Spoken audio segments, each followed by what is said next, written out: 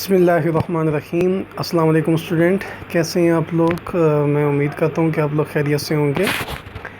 Student, आज का हमारा लेक्चर नंबर 32 है और इस लेक्चर में हम आज डिस्कस करने जा रहे हैं 3.3 टॉपिक है हमारा आज का, और वो है फ्रिक्शन।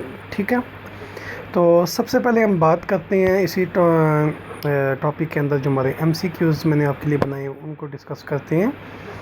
तो पहला MCQs है कि coefficient of the friction between the ice and the wood is 0.9, 1.0, 0.05 या 0.6। तो आपने यहाँ पे चेक करना है coefficient of friction between ice and would क्या है। 0.9 है, 1.0 है, 0.05 है या 0 पॉइंट्स है। तो ये आप इसी टॉपिक को सर्च करेंगे स्टूडेंट, तो आपको यहाँ से ही मिलेगा। ठीक है, तो ये इसी वजह से आपको टास्क दिया जाता है ताकि आपकी प्रैक्टिस हो, आप सर्च कर सकें टॉपिक के अंदर से और आपको हेल्प मिले आपकी स्टडी में। उसके बाद FS जिसको कहते हैं static friction is equal to, static friction किस चीज़ के इक्वल है? MA, mu N, mu R या mg। तो स्टैटिक फ्रिक्शन का फार्मूला इनमें से आपने ढूंढना है कि कौन सा है। ठीक है, उसके बाद हम आगे आ जाते हैं स्टूडेंट अपने शॉर्ट क्वेश्चन की तरफ। तो सबसे पहला शॉर्ट क्वेश्चन है हमारा कि डिफाइन फोर्स ऑफ फ्रिक्शन, कि फ्रिक्शन की फोर्स है क्या। So the force that opposes the motion of the moving object is called friction. जब भी ऑब्जेक्ट्स मूव कर रहे होते हैं, ठीक है, तो वो फोर्स जो कि मूविंग ऑब्जेक्ट्स की मोशन को अपोज करती है, उनकी उसकी मुखालफत करती है। फॉर एग्ज़ाम्पल अगर एक बॉल मूव कर रहा है, ठीक है, तो उसको कौन सी फोर्स है जो रोक रही है? तो ये फ्रिक्शन की फोर्स ही है, यानी एयर फ्रिक्शन हम कह सकते हैं या ज़मीन की फ्रिक्शन कह सकते हैं। So friction is a force that comes into action as soon as a body is push और पुल्ड ओवर अ सरफेस। तो हम कह सकते हैं कि फ्रिक्शन उस वक्त सामने आएगी कि जब हम किसी बॉडी को पुश करेंगे या पुल करेंगे किसी भी सरफेस के ऊपर। ठीक है, क्वेश्चन नंबर 2 है हमारा student, on which factor the force of the friction in solid depend. कि फोर्स जो है सॉलिड के अंदर यानी फोर्स ऑफ फ्रिक्शन वो कौन कौन से फैक्टर्स पे डिपेंड करती है। इन केस ऑफ सॉलिड के केस में the force of friction between the two bodies depend upon the many factors such as nature of the two surfaces. यानी कि दो सर्फेसिस हैं, एक सरफेस के ऊपर दूसरी सरफेस मूव कर रही है ऐसे, ठीक है, तो ये इन दोनों सर्फेसिस के कंटेक्ट एरिया पे डिपेंड करती है, यानी कितने कंटेक्ट में दोनों सर्फेसिस आ रही हैं आपस में। ठीक है, and the pressing force between them, और एक सरफेस किस तरह दूसरी सरफेस को प्रेस कर रही है और वो कितनी फोर्स लगा रही है ड्यूरिंग द प्रेसिंग, तो इन दोनों चीज़ों पे डिपेंड करती है। एक तो nature of the two surfaces in contact, के दोनों जो सर्फेसिस हैं उनकी नेचर क्या है, और एक जो सरफेस है उसका दूसरे के ऊपर जो प्रेसिंग फोर्स है वो कितनी है। ठीक है, तो इन दोनों चीज़ों पे डिपेंड करती है। For example rub your palm over different surfaces such as, for example इसकी मिसाल से लेते हैं कि आप अपनी पाम को, अपनी हथेली को मुख्तलिफ सर्फेसिस के ऊपर क्या करें, रगड़ें।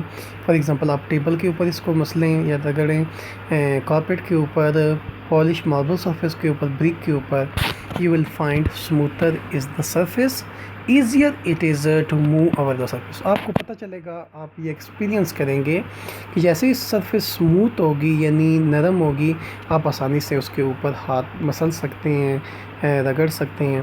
मोर ever harder you press your palm over the surface, more difficult for it to be move. जैसे जैसे आप ज़्यादा फोर्स लगाएंगे उतना ही मुश्किल से आप अपने हाथ को आगे लेके जा पाएंगे, यानी इसका मतलब है कि आपने फ्रिक्शन को इंक्रीज़ कर दिया। ठीक है, वाई फ्रिक्शन अपोजिस मोशन, की फ्रिक्शन मोशन की मुखालफत क्यों करती है? बहुत इंपॉर्टेंट है ये कि no surface is perfectly smooth. आपको पता है कि, या मे भी आपको ये बात ना पता हो कि कोई भी सरफेस ऐसी नहीं है जो 100% स्मूथ हो। अब आप सोचते होंगे कि बहुत सारी सरफेसेस ऐसी हैं जो कि स्मूथ होती हैं, लेकिन हम ये क्या कह रहे हैं कि कोई भी सरफेस ऐसी, ये हम बात करते हैं माइक्रोस्कोपिक लेवल पे। क्या surface that appear smooth has pits and bumps that can be seen under a microscope. कि जब आप किसी स्मूथ सरफेस को माइक्रोस्कोप में देखें, फॉर एग्जांपल आप कहते हैं कि ये सरफेस बिल्कुल स्मूथ है, लेकिन जब आप इसको माइक्रोस्कोप में देखें तो मे भी ये सरफेस आपको ऐसे नज़र आ रही है, यानी इसमें बहुत सारे पिट सैंड या बम्प्स वगैरह नज़र आते हैं, यानी इसके अंदर गड़े वगैरह नज़र आते हैं। पिट साइड ये इसके ऊपर वाले हल्के हैं और जो वर्म्स हैं वो डाउन स्टेज जो आपको नज़र आ रही है, ठीक है। तो that can be seen under the microscope, और जब आप इसको माइक्रोस्कोप पे देखेंगे स्मूथ सरफेस को, तो आपको इसमें बहुत सारे पिट्स एंड बम्प नज़र आएंगे, ठीक है। यहाँ पे थोड़ी सी मिस्टेक हुई है, पिट्स एंड है, ठीक है, तो इसको ठीक कर लीजिएगा, pits and. Figure below shows 2 wooden blocks with their polish surface in contact. आप फिगर में देख सकते हैं 2 सर्फेसिस हैं और ये कंटैक्ट में है, और आप देख लेंगे जब हमने इसको माइक्रोस्कोप में देखा तो यहाँ पे हमको क्या नज़र आ रहे हैं, कोल्ड वेल्स यानी इसकी सर्फेसिस जो है वो खुजली नज़र आ रही हैं ऐसे। और फ्रिक्शन की वजह क्या है कि जो उनके कोल्ड वेल्स हैं, ये सर्फेसिस एक दूसरे के अंदर क्या हो जाती हैं, धंस जाती हैं, एक दूसरे के अंदर फंस जाती हैं। इसकी वजह से ऑब्जेक्ट एक दूसरे के ऊपर जब मूव करते हैं तो वो फ्रिक्शन का सबब बनती है, ठीक है, ये cold welds. So a magnified view of the 2 smooth surfaces in contact show the gaps and contact between them. The contact point between the 2 surfaces form a sort of cold welt. ठीक है, these cold welt resist the surface from the sliding over each other. Adding weight over the upper block increases the force pressing the surfaces together and hence जैसे जैसे आप ऊपर वाले block के ऊपर wait को बढ़ाते जाएंगे वैसे वैसे फोर्स ऑफ फ्रिक्शन रेजिस्टेंस की फोर्स जो है बढ़ती जाएगी। Thus greater is the pressing force, greater will be the friction between the sliding surfaces. Next one है कि define force of limiting friction, कि फोर्स ऑफ लिमिटिंग फ्रिक्शन क्या है।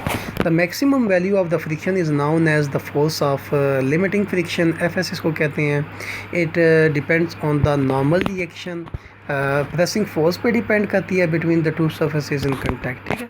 यानी अगर फॉर एग्जांपल हमारे पास कोई भी ऑब्जेक्ट है, ठीक है, ऐसे ये है, ठीक है, और इसके ऊपर आपने कोई भी दूसरा ऑब्जेक्ट रखा हुआ है, तो इस ऑब्जेक्ट का डाउन स्टेयर इसके ऊपर एक फोर्स होगी जिसको हम कहेंगे नॉर्मल फोर्स, ठीक है।